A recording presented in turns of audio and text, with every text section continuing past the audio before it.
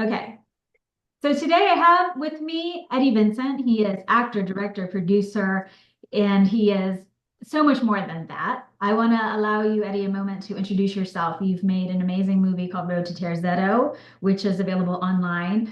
We're here to interview you today to discuss your journey of making it, your advice for aspiring actors, artists, movie makers, storytellers. So give us a little intro about yourself. Yeah, hi, my name is Eddie Vincent. I am originally from Chicago. I went to art school over at Columbia College there. I did some soap opera acting for that kind of stuff and some theater.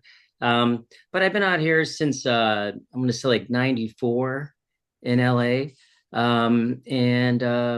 Yeah, I've done a bunch of acting, but it was later on. I think I'm going to say like the last 4 or 5 years that I really got more into writing and trying to tell my own stories. Thank you. So my first Yeah, question is sure.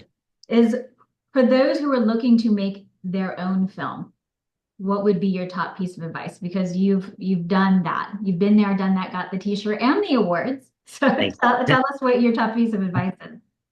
Um, I would say actually, be prepared for anything that comes your way. Trying to do this, really surround yourself with good people. If you're going to create something, especially at like a lower budget, just really, if you have a lot of, if you have talented friends and stuff like that, just creating your own work. Uh, um, I would definitely say just go for it.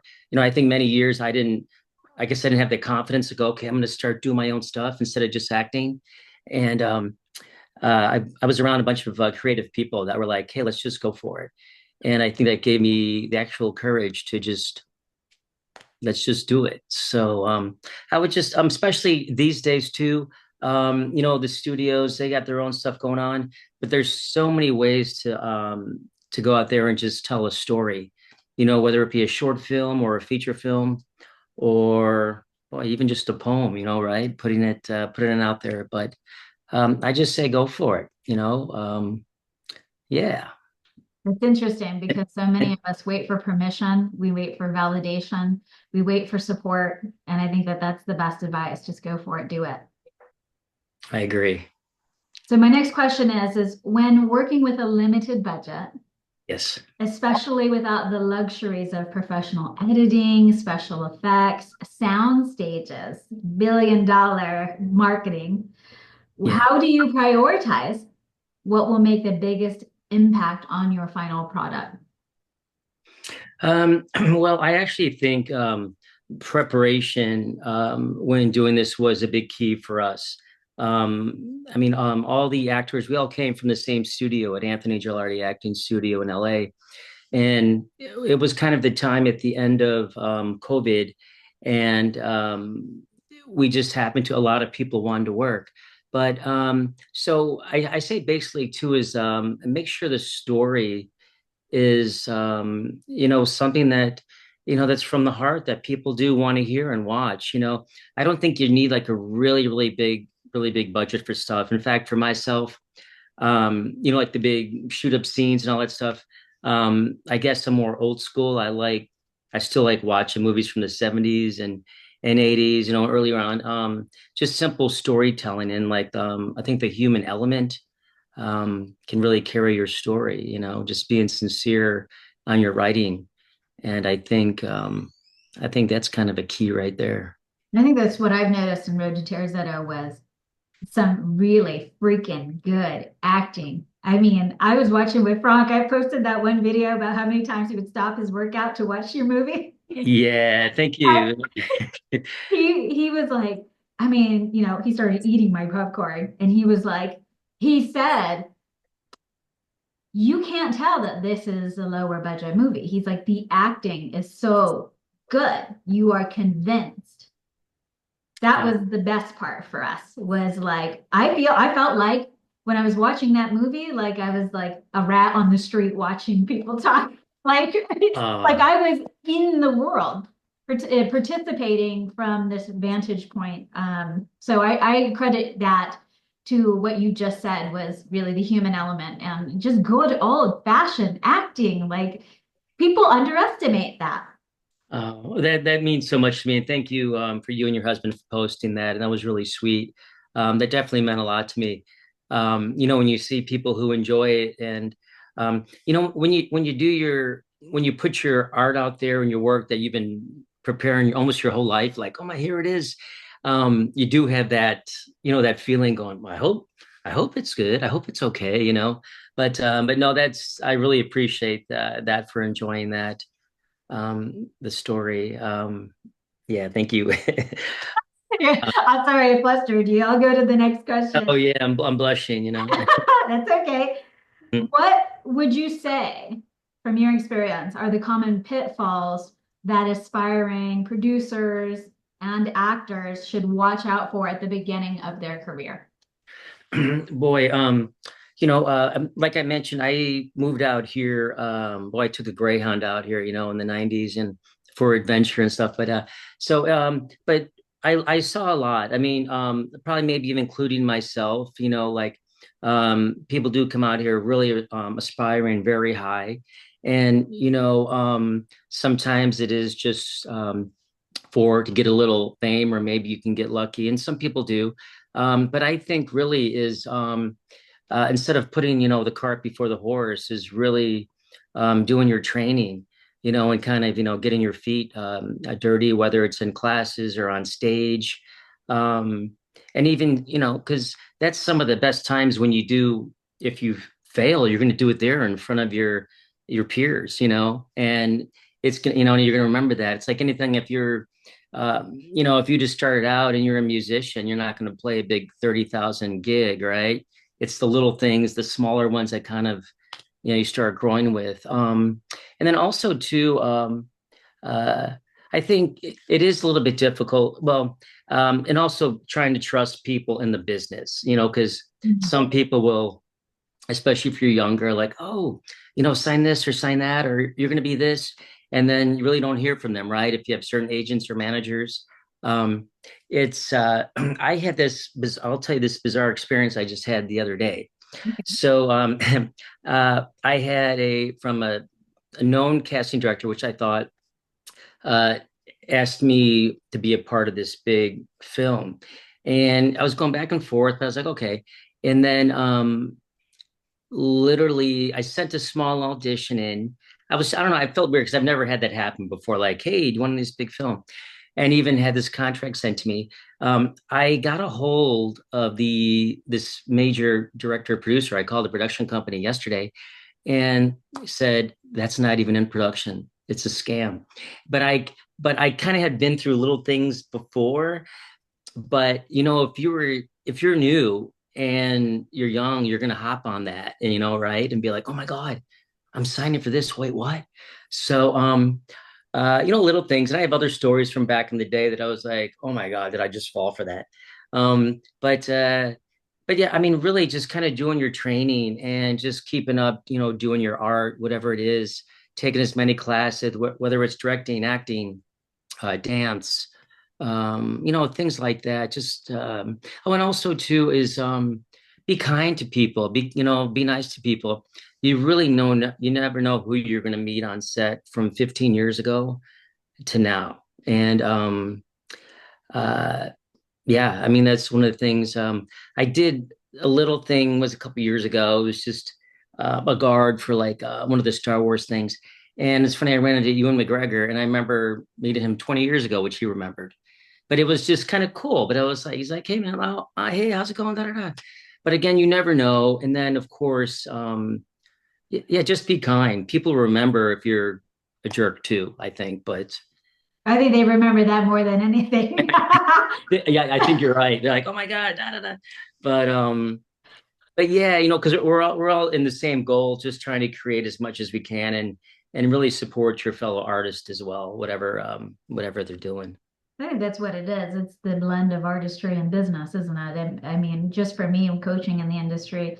After a good 14 years of it, I started to kind of go put the stellar map of all the people that I knew in my circle. And I was like, oh, I'm like two people from Oprah. I am like this people from the Obamas. And, and you realize like how close we are connected to each other in our work when we are in this industry or whatever, food service, coaching, acting, directing, sets, painting, wardrobe. We all know somebody somehow, and it's a very small industry. The more you are into it, the longer that you are. So I think that what you're saying is just absolutely true. Be kind. And in being kind, you're memorable. Very true. And one other thing to piggyback on that, I did clinical hypnosis for a bunch of years too. I don't know if you know that, but I so do. it's funny that I worked with some few actors that I worked with. Actually, they've done some big stuff, and they've included me in some of their projects. Not that I needed to, but it was like, just being nice and that networking too. So again, and you never know who you're connected to, right? Yeah. And also I think basically from what you're saying is what I've learned too from my experience is when you are there with people at the hardest, most vulnerable times of their life, when they're trying to do something Yeah. and you are supporting them, they'll never forget that because they trust you and they always bring you back in or they make a referral, those types of things. I think that's great advice. So let's go to something a little bit more deeper. Our last two questions are deeper. They're more about Yes. you and your story, but they're also what makes your storytelling very intriguing. So, in your film, Road to Terzetto, there's a very powerful scene. It's my favorite scene. It's the fangirl Road to Terzetto question. You have one of the characters says he didn't love you because he didn't know you. And that for me lives in my head rent free because that's how I feel about my own dad and my own family. And how could you love somebody if you don't know them? But yet it's a wonderful play on words, the way that you pose that. So the prose is really good. Can you share the backstory behind that line and explain why you felt it was important to put that moment in your movie and bring that to life on screen? Um, yeah, that line, it was very, Sean and I wrote that scene together. It was very from the heart. A lot of the stuff that I wrote, that I had written, my dad, a little backstory with my dad. He, kind of had a nervous breakdown after Vietnam.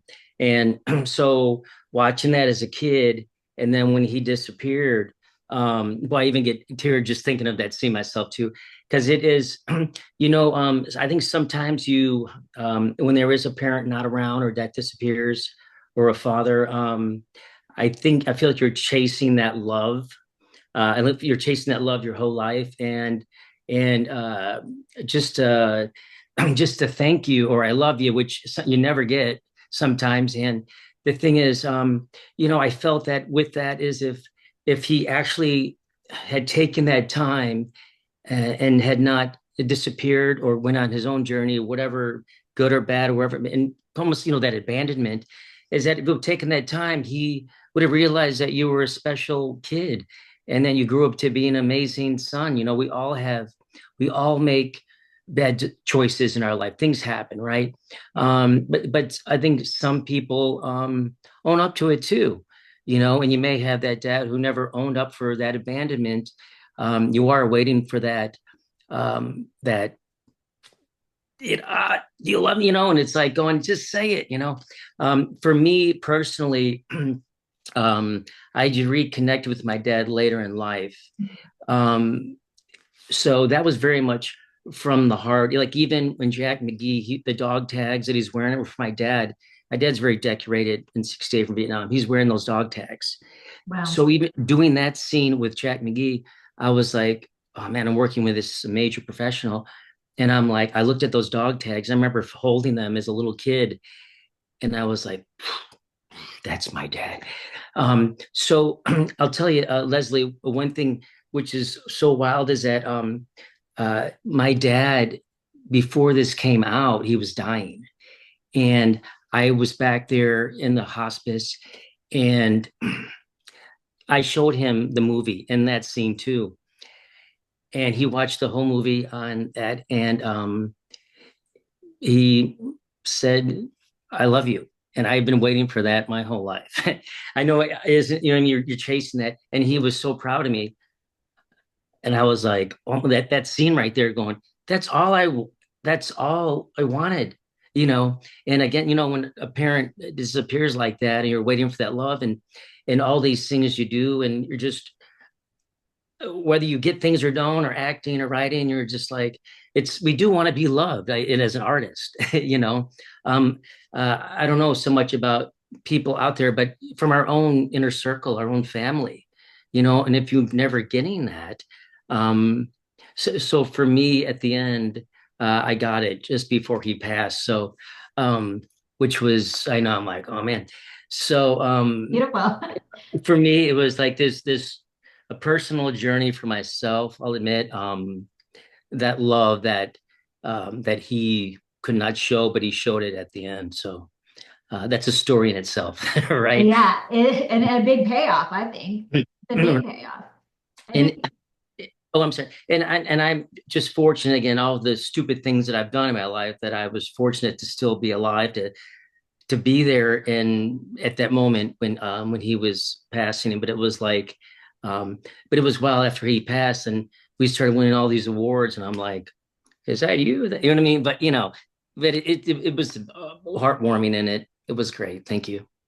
well, Road to Terzetto, it's action. You know, you've got guns and cars, and you've got, you know, the mob, and you have all, you know, these things that are very dark, but the center of it is love. It is. Really, it is the center of it is all love and these men who come together. And for me, it was like these men who come together who are hardened by life. And yet, you know, there's a child in there. I'm not going to give away the story, but there's a child in there, and there is this motivating factor. I'm going to go through hell to love. And that, and then, you know, it has a good ending. It's an amazing ending. I mean, Frank and I were like, whoa. Thank you. You know, the ending part, and I really appreciate Sean for letting me ride his motorcycle. I hadn't ridden. I grew up with Harleys with my dad, so that's ending scene was specific for me for the ending of like Easy Rider, which I loved as a kid, and I still love that movie. But it was I get teared up thinking about it. But riding out into the sunset, you know, at the end. I know it's kind of cliche, but that was, you know, kind of that thing, you know. And but again, it is the different love between different brothers, because most men, they really don't show their emotions, you know, too much, for at least how I grew up, you know. And so at the end, there is that bonding of brothers. And even, you know, with Bobby, you know, at the end when he's like, you know, these are my brothers. It's, you know, that certain camaraderie that of love that's you don't really know you have, that may be there, you know. Yeah. I mean, I think it's great for men. I think it's a great story for men. Yeah, thank you. You know, like seriously, in a world of toxic masculinity, you have this amazing story for men to really, through this medium, through this story, through this genre, to really explore their own inner feelings. It's like, oh, I'm going to get in touch with my feelings, but on my terms. Yeah, right, just like that. So let's, speaking of feelings, let's go even deeper for the very last question. We're going to Oh, go even deeper, more revealing. okay. So you have spoken about going through some challenges to me about your time making the film and promoting the film. So could you share a bit about what you were facing and how you managed to push through it as a human being in the process of doing your art and your craft? Sure.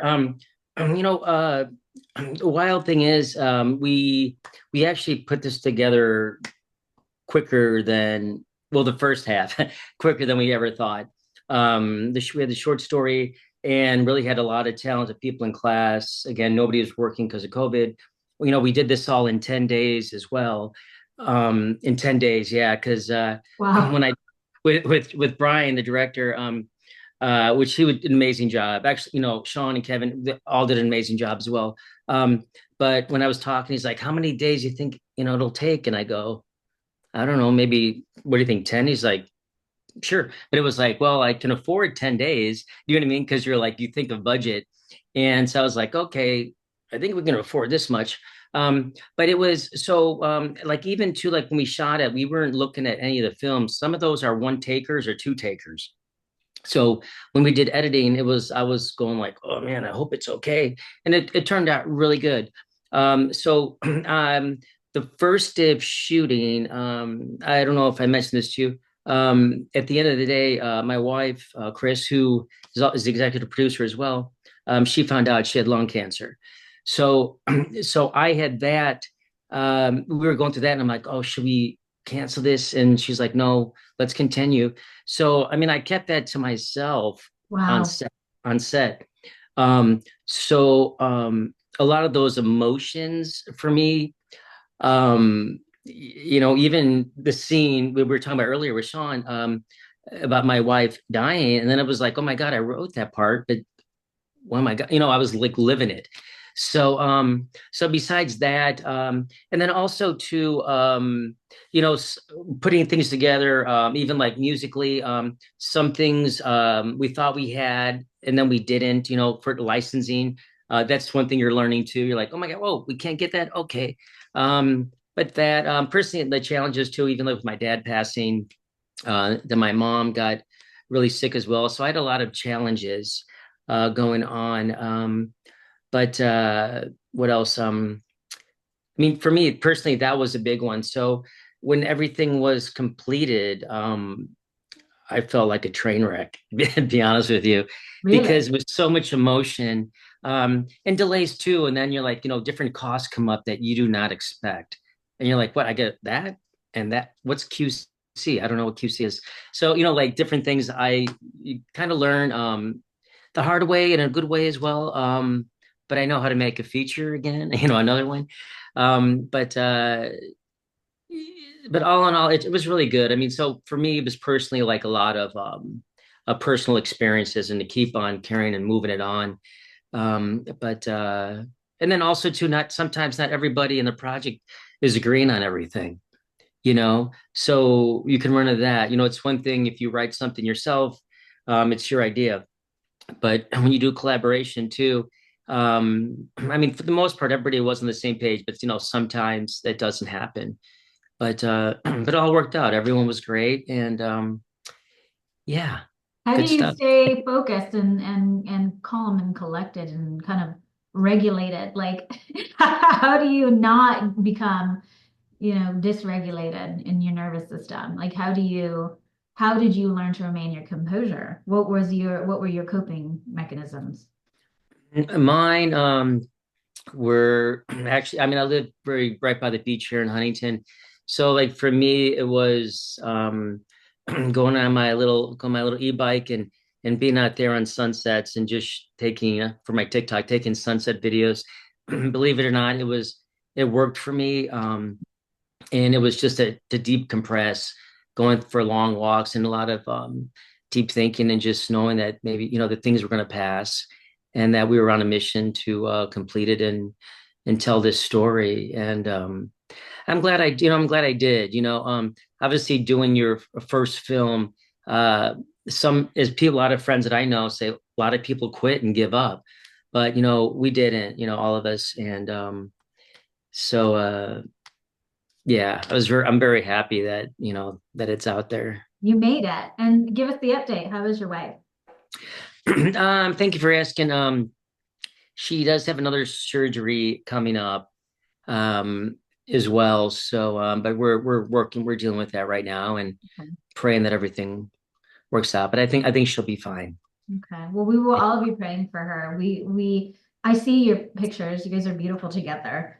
And I Thank you. do feel in a funny way, even though I started out as a follower, and just saying, who is this guy? What's he doing? And noticing through your stories and what you post who you are. Like your characters always come out in your material, your authenticity, your sincerity, your caringness, your collaboration, like all these things, having followed you for so many years and seeing what you were doing and creating and not being limited by the obstacles of your life and the stories of the past and to create new stories with what you've learned has been very inspiring for me. And that's the reason why I wanted to have you on, and have all my friends meet you so they can become your friend.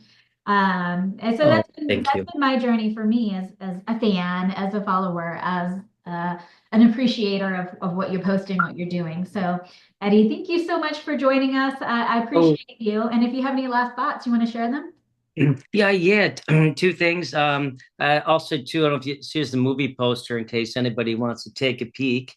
It's cool. That's one of our little stickers. But also, too, I want to say about your book, uh, La Liberation. I was blown away, and I think you're an amazing writer. And it was what every chapter and everything. I'm going like, what's next? What's next? I think you're such an amazing writer, and I can't wait to see your next stop novel. And again, I loved your book. Really should be like a major film. I think it should be. I would love it. Wouldn't it be grand if in some way we could do it together? That would be a dream come true. Yeah, that would be amazing. That would be amazing. Well, thank you for that. And thank you for everything that you bring to this world and for being opening up your heart and your phone to share it with us so we can go along and go on your bike rides in Huntington Beach and see the Thank you. pool of your community and go to these cool festivals. I feel like you're bringing us into this VIP experience of what it is to be you, but to really live the life, not just dream about it, not talk about it, not gossip about it, but live it. And that's what you're doing. Thank you so much. Yeah, I'm excited for different stories that I have to tell and on next projects and stuff. So yes. Thank you so much for having me, Leslie. All right. Well, so thank you guys for joining this episode of The Good Life. I'm going to put all the things you need to find Road to Terzetto online. I'm going to put contact information for Eddie if you want to work with him, learn more about him, his social media, so you can follow him on Instagram and TikTok and stay in contact. Thank you so much, guys. Thanks for watching. Thank you.